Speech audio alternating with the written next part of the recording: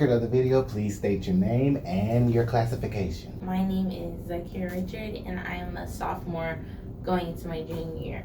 I am Trinus Edmond, and I am a senior. So, before starting your college journey, what were some of the stereotypical things that you heard about college life?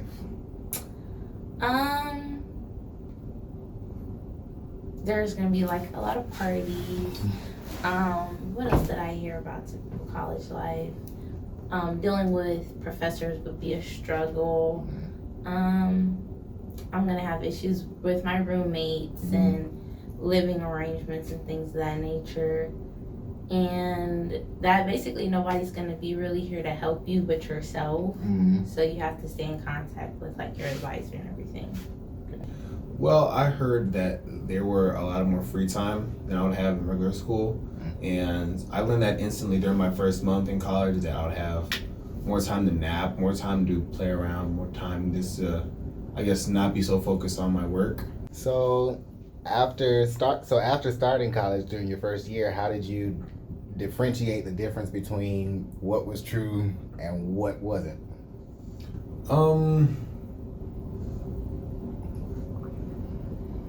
I didn't really do much my first year, actually. I was more in my room, and I really broke out of my room my second semester in the spring. And even then, I didn't really go to many places. So a lot of the myths and all like the stereotypical things that I may have heard, I probably debunked them or probably proved them right my spring semester or probably my sophomore year. What was the biggest adjustment that you had to make when you first started college? Time management. I really had to learn how to manage my time. Not because everything's just so busy. Well, not at least personally for me. Not because I'm only in my sophomore year. So it's not because everything was just so busy and hectic to where everything's piling up. I need to manage my time because it's easy to let yourself get lazy. Like, it's easy for, like, to let yourself just get unmotivated. So you have to put your time towards productive things. So in your experience, what does a typical day as a college student actually look like? Okay. This is for class, right? Yeah. Okay. I wake up, get myself ready for the day, chill for a little bit, then I go to class. I really make sure before I do anything extra, I make sure to get all my classes out the way. So in between time of classes, I most likely not do. I'm just waiting for my next class, preparing. I plan for my organization and what projects we want to do and what things we need to accomplish and stuff for us to be the best running function that we have. HBC Productions, by the way, guys. Depending on if you have morning or afternoon classes, I think it varies. Mine always starts with like a good early morning. So I can get up early in the morning, get my day ready, and I can probably kill some time, get into like my zen, right, weird word. And I want to go to get some breakfast. After breakfast, I could probably go to class or study, and after that, I would have to do with my recreational stuff, find my clubs that I'm in, do work with that stuff, and probably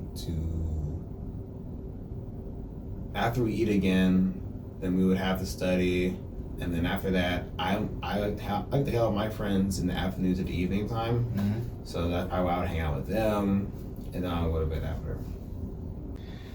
Have you ever felt overwhelmed by responsibilities in college? And if so, how did you deal with it? Okay, so I have a couple ways how to manage it. But one time, my first time I was overwhelmed was when I was working downtown at the Captain D's. It was a choice, okay, it was a choice. And I don't remember why I got so overwhelmed that day, but I got so overwhelmed that I almost had like a panic attack, and I was like, man, I can't go to work today.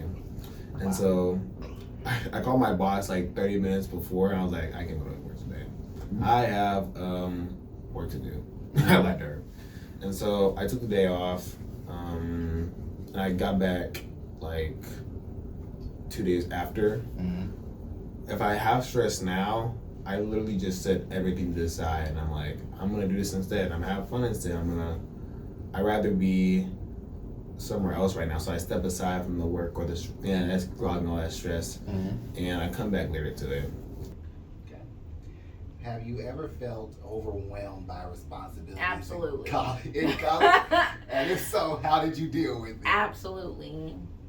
Child.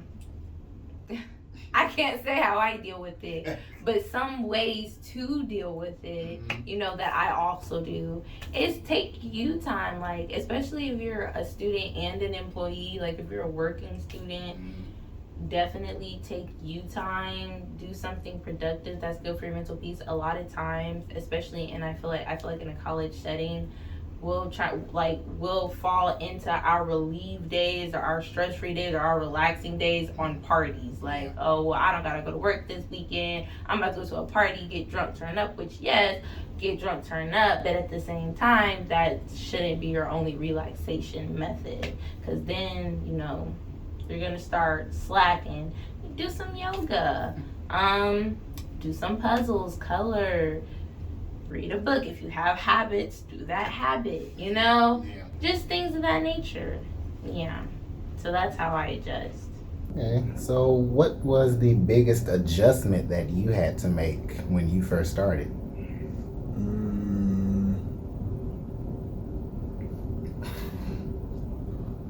Where is lunch at? When I realized, I think I had a unique part of my first year. Because my first year, I didn't want to go to CAP. For myself.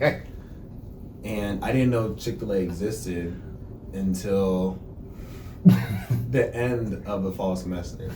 I was like, that's the place we can go to eat. And I don't know, I always went home and had like, okay, this food's being made for me. So I was like, oh, I gotta make the food now. Ramen noodles were reliant. So basically, your biggest adjustment was learning how to be an adult on your own. How to make my own food. I guess also how to make healthy foods, how to buy healthy foods, how to want to buy healthy foods. Can you share a moment in college that really shaped your perspective or helped you grow more as a person? The filming of the Valley. I knew you were going to say that. The filming of Love in the Valley, and anybody who participated during that and saw the whole thing through would definitely understand. I feel like me taking on that leadership role off jump already was a big step for me, mainly because I don't really put myself out there too bad. So doing that and having like such a strong vision and such a strong like desire for my team and our audience, it led me to see that, again, the school doesn't provide you with the resources that you need, or at least that we need. They're not going to help you all the way through. They're not going to be there in, clear contact. Like, you can't email and then expect to hear an answer. No, you have to go to everybody and pray. You got to meet people where they are. It taught me patience. It taught me patience and trying to understand everybody's schedule. It taught me, like I said, better organization skills and trying to organize and plan and work with multitude of different schedules.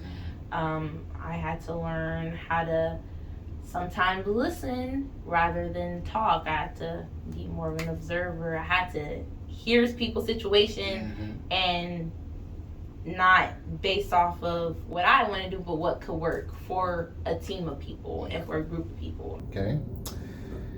How do you personally balance schoolwork, social life, and taking care of your mental health? Putting yourself first, that really works out. You don't have to please or say yes to everybody. You don't have to have it all figured out when you get here. I think when you first have your first experiences, it's okay to make mistakes. It's okay to not know what you're doing, And I think that when you first come in, everybody's so judgy of that. And so I feel like one thing you have to understand is that we're all probably going through new experiences, and we're all being adults for the first time. It's okay to mess up, and yes, as you want to get on that person that probably upsets you, they're probably going through their first time also. So ease up a little bit. Man. I implement my schoolwork within my social life because a lot of stuff is online. Yeah. So like I can't do study hours, and this specific time branch is dedicated straight to studying and doing work because I have a job. I have a club, I have and you can only fit so much within, but like within a certain time frame if you want to get a good night's rest. Right. So I just carry my iPad with me everywhere. I download the homework apps that we need. All my notifications are on. It's on my iPad and in my phone. When I get a little ping about a due date or anything, I make sure that I plan because my due date reminders come on 2 days before the actual assignment. So when I start seeing those due date reminders, I sit down, or whenever I get time, look over my work, study what I need to study within that span, get that assignment done, turn it in, go on about my day. So I just try and stay ahead of my work. So what strategies or habits help you stay organized? Help you stay organized and manage your time effectively. Organize. Make sure to keep stuff in a list or calendars. Calendars are useful. Your phone calendar and little ping reminders, your notes, every little information that you may know, or when your teacher or when your professor be like, oh, we're gonna do this on this day, just heads up. Yeah, stay organized. Just organize yourself to you. Don't listen to other people and their routines, because their routines is not your routine. What strategies or habits help you stay organized and manage your time effectively? I have a whiteboard in my room, and I do put it to use with certain tasks that I have to do and certain people that I have to contact. That board helps. My phone with the reminder app, it doesn't help at all for me, because it doesn't do the reminder thing. It doesn't the notifications. Usually it's usually on there, and it don't really be active anymore. So I just use the whiteboard, honestly, to keep all myself categorized and everything. So yeah. And my last question here: what advice would you give to students who are soon to be starting their college journey or considering going to college? Easy one. Ask a lot of questions.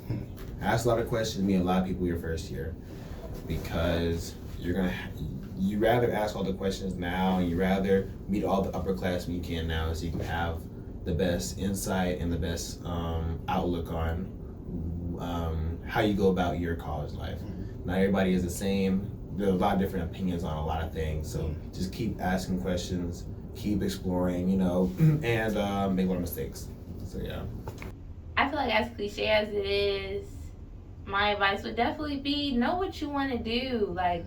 Think beyond the degree. What are you going to do with the degree? What are you going to do for the degree? Don't come on campus thinking that everything is just going to fall into place with you, and there's certain destinations or certain places you can go to fully. No, you have to really network yourself. You have to spread yourself. And if there's something that you really want to do that you feel like you don't see, or it's not already there, make your own thing. Create your own thing. Get people on your board. Be something new. Be something inspirational. Be something productive. You're not gonna lead how most other people may lead. You're not gonna do what other people do. Your attitude and your energy isn't gonna be the same. But if you are content within yourself and you have an idea and a plan that you want to do, then you need to come to college to do it. You can't just come to college and do your classes and go on about your day. Those be the people that end up oh, college is a waste of money. College is a scam. Well, what did you do? What did you do? Ask yourself that. So, yeah. Thank you so much. Thank you. Thanks so much. Thank you.